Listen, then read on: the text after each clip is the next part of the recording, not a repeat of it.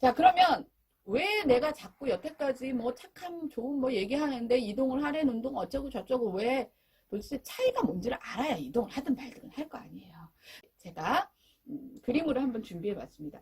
되게 많이 보신 우리 도덕 시간에 저 중학교 때인가 뭐 고등학교 때인가 뭐 맨날 나오는 무슨 매슬로우의 인간 욕구 뭐 5단계 해서 나온 거예요. 그러니까 맨 밑단계가 뭐 생리적 욕구, 뭐 그 다음 단계가 안전의 욕구 해서 맨 꼭대기가 자아실현의 욕구.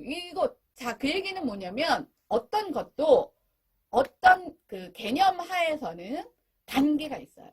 그러니까 맨 밑 하위 단계가 일단 갖춰지고 나면 상위 단계로 올라갈 수 있는 거예요.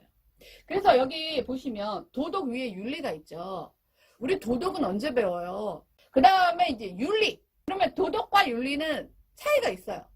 네, 도덕에 조금 더 상위 개념이 윤리인 거예요. 그래서 윤리에는 가치관이 들어가요. 가치관. 그 다음이 규범, 규칙 이런 것들을 배우고 사실 법은 일단 고등학교 이상 올라가서 법에 대한 개념들이 나와요. 사실 법이 굉장히 어렵습니다. 실질적인 민법, 뭐 형법 뭐 이런 정도의 기본적인 법은 대학교 가서 교양 정도로나 접할 수 있는 정도로 얘네들이 이런 식으로 단계별로 구성되어 있어요. 그러니까 이 얘기는 뭐냐면 맨 밑에 있는 단계 정도가 어느 정도 달아났을 때 그 다음 단계로 수용이 될 수 있다는 거예요. 그러니까 결국은 뭐냐면 이 밑에 단계는 전혀 없는데 위에 단계로 확 들어갈 수가 없어요. 그래서 제가 만든 첫 번째가 좋음으로 가는 좋은 사회 구성원, 좋은 사람, 좋은 인간 이렇게 좋음으로 가는 단계를 제가 한번 5단계로 만들어 봤어요. 그래서 맨 밑에 있는 단계가 주로 뭐예요? 뭐 이치, 상식, 뭐 여기는 뭐 매너, 약속 이런 것들을 넣었어요. 자, 그 다음 단계가 뭐예요? 도덕. 그 다음 단계가 윤리, 그 다음 단계가 규범, 그 다음 단계가 법이에요.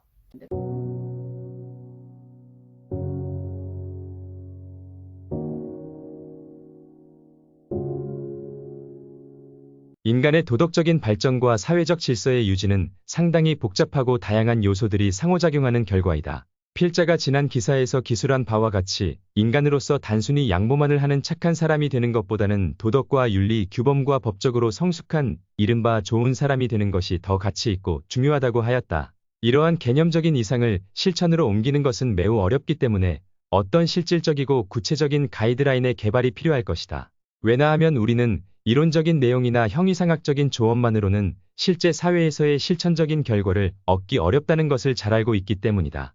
따라서 완전히 일반화할 수 있는 법칙을 제시하는 것은 현실적으로 어려울 수 있겠으나 적어도 개념적으로는 어느 정도 구체적인 방법을 제시하고 실천적인 가이드라인을 개발하는 것이 가능하다고 본다.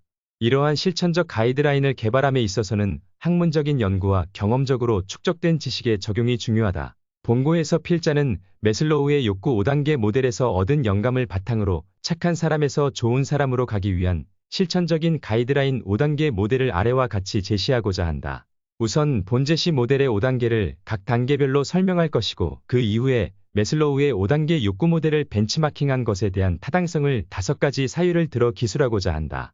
우선 착한 사람에서 사회적인 성숙을 통한 좋은 사람이 되기 위한 단계적인 접근 방식을 5개의 단계로 기술한다. 각 단계는 이전 단계를 바탕으로 구축되며 개념적으로 상승하는 수준을 나타낸다. 1단계, 이치, 약속, 상식, 매너. 이 단계는 기본적인 예절과 사회 규범에 대한 이해를 나타낸다. 이치는 자연스럽게 가지고 있는 동기와 욕구를 이해하고 조절하는 능력을 의미한다. 약속과 상식은 사회적 규칙과 예절에 따라 행동하는 것을 의미하며 매너는 상대방에 대한 예의를 갖추는 것을 의미한다. 이 1단계에서는 사회적 기본 원칙을 따르며 예의 바른 행동을 기반으로 한다. 2단계 도덕.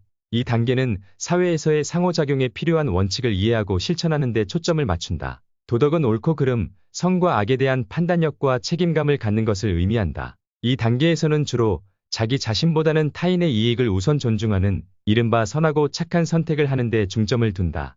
3단계 윤리 단계는 도덕적인 행동을 사회적인 관점에서 평가하고 이해하는 것을 의미한다. 윤리는 도덕적 원칙과 사회적 가치를 조화롭게 고려하여 행동하는 것을 말한다. 이 단계에서는 개인의 선택이 사회 전반에 미치는 영향과 균형을 이해하고 그에 따라 행동하는 것을 포함한다.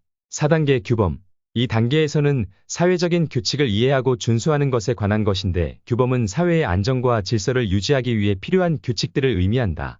이 단계에서는 개인의 행동이 사회적인 규범과 일치해야 하며 집단과 사회의 이익을 고려해야 한다. 5단계 법. 이 단계는 법과 법적 체계에 따라 행동하는 것을 의미한다.